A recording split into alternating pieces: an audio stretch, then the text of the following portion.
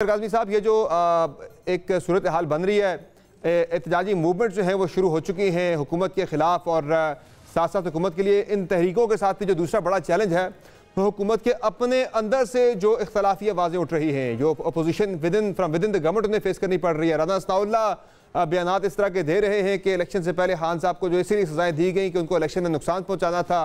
फिर वो उनका मोहसिन नकवी साहब के बारे में उनके बयानात, फिर मियाँ जावेद लतीफ़ की मुसलसल जो है इलेक्शन के ऊपर सवाल उनका उठाना, फिर आबिद रज़ा कोटला का सवाल उठाना फॉर्म 45 फॉर्म 47 का, और फिर अफनानुल्लाह भी पिछले हफ्ते बोल पड़े जनाब के ये इलेक्शन के अंदर नताइज तब्दील किए गए हैं। ये कितनी बड़ी एक नून लीग के लिए चैलेंजिंग सूरत हाल है तहरीक के साथ साथ?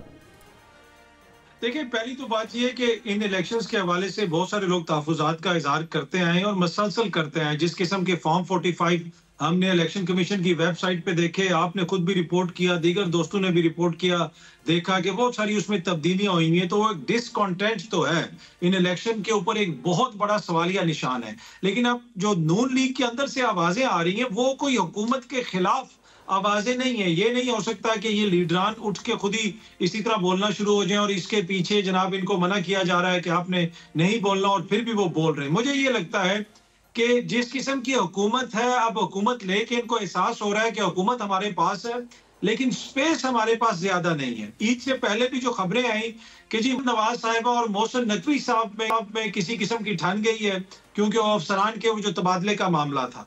अगर आप माजी को देख लें तो अक्सर जब इस तरह की खबर आती है तो कहा जाता है कि पंजाब या वफाक में मसला हो गया, या सिंध या वफाक में मसला हो गया। यहाँ कहा गया मरियम बीबी और मोहसिन नकवी में मसला हो गया, हालांकि दोनों जगह पे हुकूमत तो एक ही सियासी जमात की है। तो मेरे ख्याल में वो जो इनके पास स्पेस नहीं है, जो इनको फील हो रहा है अब कि हमने फॉर्म 47 के ऊपर हुकूमत तो बना ली है लेकिन उस हुकूमत के अंदर फिर बहुत कुछ कॉम्प्रोमाइजेस करने पड़ रहे हैं, तो उस वजह से उस स्पेस को वापस हासिल करने के लिए इस किस्म के बयानात दिए जा रहे हैं कि हमें ज्यादा पुश ना किया जाए हमारे इत्तेहादियों की जानिब से। पीपल्स पार्टी वाले भी थोड़ा करें, ख्याल करें, अदरवाइज फिर अगर इस तरह की आवाजें आना शुरू हो गई तो फिर सबके लिए मसाइल पैदा होंगे। जी मुज़म्मिल साहब, एहतजाजी तहरीक से कैसे निपटेगी गवर्नमेंट, उस पर तो आप आगे चल के बात करेंगे। जो अपने अंदर से हुकूमत की आवाज़ें उठना शुरू हो गई हैं एक के बाद एक, ये कितना चैलेंजिंग है गवर्नमेंट के लिए? मुझे नहीं लगता कोई चैलेंजिंग है।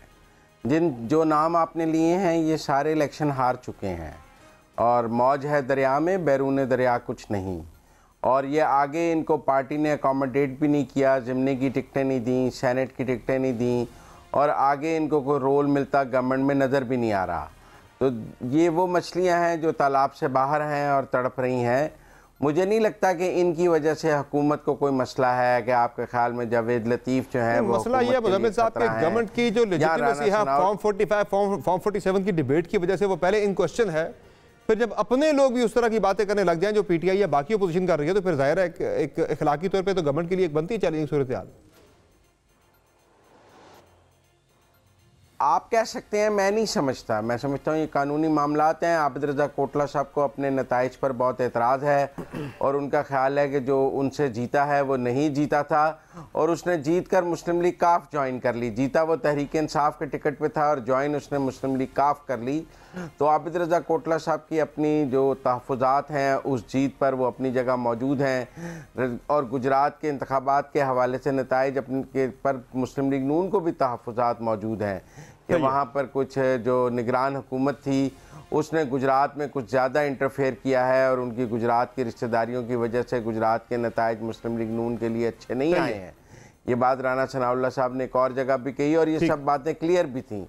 लेकिन मेरा नहीं ख्याल कि आप इसको जितना बड़ा बना कर पेश कर रहे हैं ये इतना बड़ा मसला हुकूमत के लिए है जितना आप बना कर पेश कर रहे हैं। मालिक साहब, ये बताएं कि जो मूवमेंट शुरू हो रही है, एक तो ग्रैंड जो एक अलायंस हुकूमत के खिलाफ बना है पीटीआई लेड, जिसमें काफ़ी सारी जमातें शामिल हैं। मौलाना भी 20 तारीख को जलसा कर रहे हैं पेशीन में। ये पूरी एक यानी कि फुल थ्रॉटल एक मूवमेंट जो है वो शुरू होने जा रही है गवर्नमेंट के खिलाफ।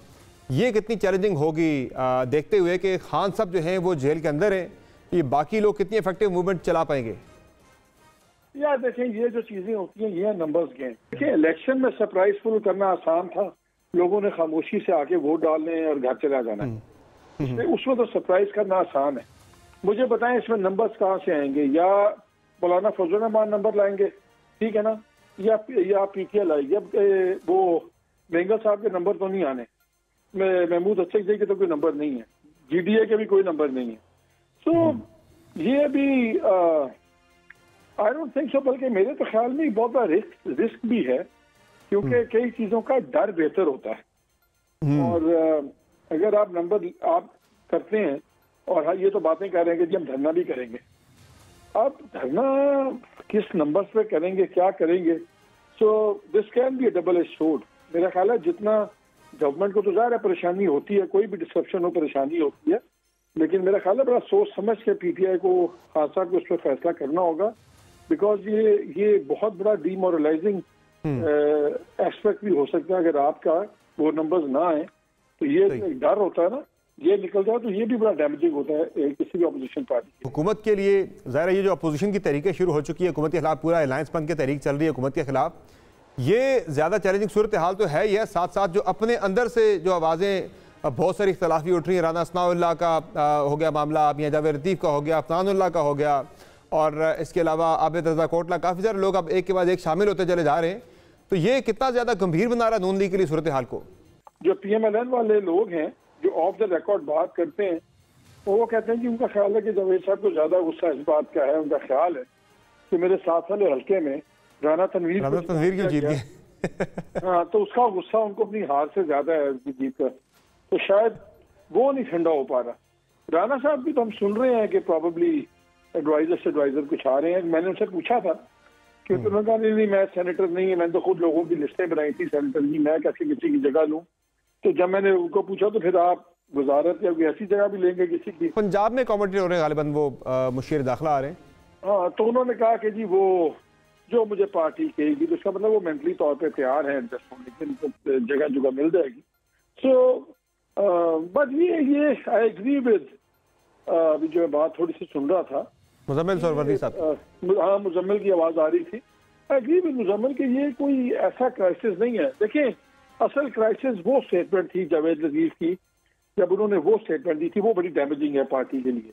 जब उन्होंने कहा कि जी मैंने बात की कि मेरा हल्का खोलें, तो उन्होंने कहा अगर आपका हल्का खोलेंगे तो फिर 130 भी खुलेगा। जी हाँ। और उन्होंने उसको फिर ब्लैकमेल कहा कि देखिए तो ब्लैकमेल है। जी हाँ। होना तो ये चाहिए था कि जावेद साहब कहते हैं हाँ जी खोलें, हमें किस बात की फिक्र है, हम तो जीते हुए हैं। अब वो वर्ड ब्लैकमेल ने जरा काम ज्यादा खराब कर दिया था। अतर काज़मी साहब, ये मूवमेंट जो हुकूमत के खिलाफ शुरू हो रही है, ये जो शुरू हो चुकी है, ये कितनी आपको लग रहा है कि इफेक्टिव साबित हो सकती है? खान साहब जेल में है, बाकी पार्टियों की लीडरान है, बाकी उनकी पार्टी पूरी मैदान के अंदर है, लग रहा है आपको ये मूवमेंट कामयाब हो सकती है? कोई इफेक्टिव मूवमेंट चल सकती है विदाउट खान साहब? देखिए इस वक्त जो मुल्क के हालात है ना उस पर डिपेंड करता है।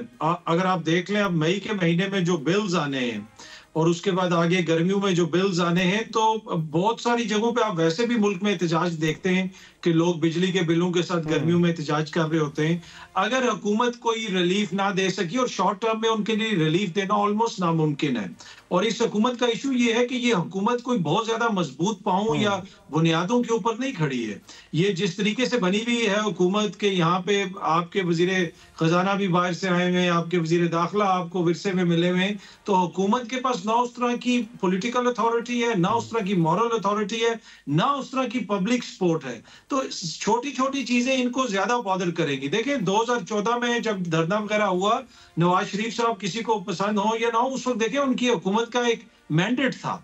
अभी तो जो हालत है कि आधे से ज्यादा लोग ऐसे हैं जो आपको भी बताते हैं, हमें भी बताते हैं कि यार ये बंदा भी हारा है, वो बंदा भी हारा है, और फिर जो आपके इत्तेहादी हैं वो इस हद तक शाये हैं या शर्माते हैं कि वो आके काबीना में बैठने के लिए तैयार नहीं है। वो कह रहे हैं जनाब आप पहले निजकारी कर लें, बेच लें, ये PIA वगैरह बेच लें, सब कुछ कर लें, उसके बाद हम सोचेंगे, फिर हम आ जाएंगे। तो मुझे लगता है कि हुकूमत के लिए तो मुश्किल हो सकती है। ये मुश्किल करें ना करें ऑपोजिशन वाले, जो इकोनॉमिक हालात हैं अगर उनमें बेहतरी ना आई और महंगाई में इजाफा हुआ, तो वैसे हुकूमत के लिए जो अवामी रद्द अमल आएगा उसकी वजह से जो है उनके लिए चीजों को चलाना इतना आसान नहीं होगा। क्या इससे हुकूमत टॉपल हो जाएगी? नहीं, इससे हुकूमत टॉपल नहीं होगी, लेकिन बहुत सारे वाइज हेड्स जो सोच रहे होते हैं कि हुकूमत किस तरह चलनी चाहिए, शायद उनकी थिंकिंग में कोई जो है ना जिसे कहते हैं तब्दीली आ जाए।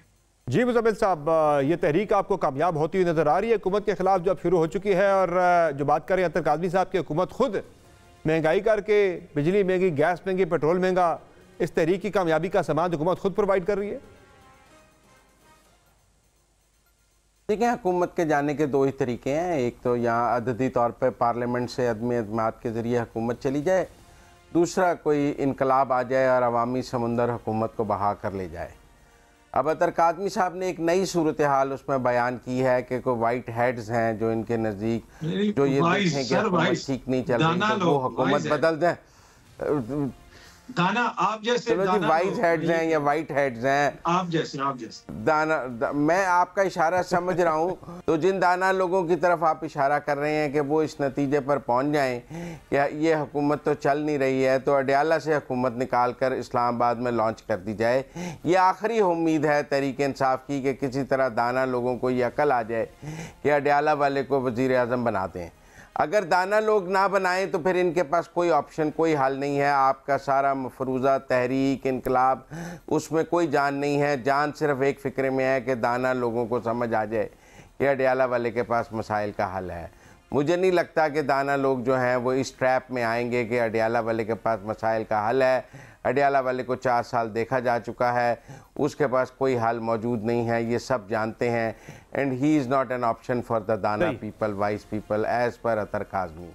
तो मुझे नहीं लगता कि किसी तहरीक में कोई जान है, और मुझे नहीं लगता कि वाइस पीपल भी इस वक्त कोई यू टर्न या कोई इस किस्म की पोजीशन में है, क्योंकि आई डोंट थिंक सो कि वाइस पीपल जो हैं वो शेर अफजल मरवत की तरह सोचते हैं।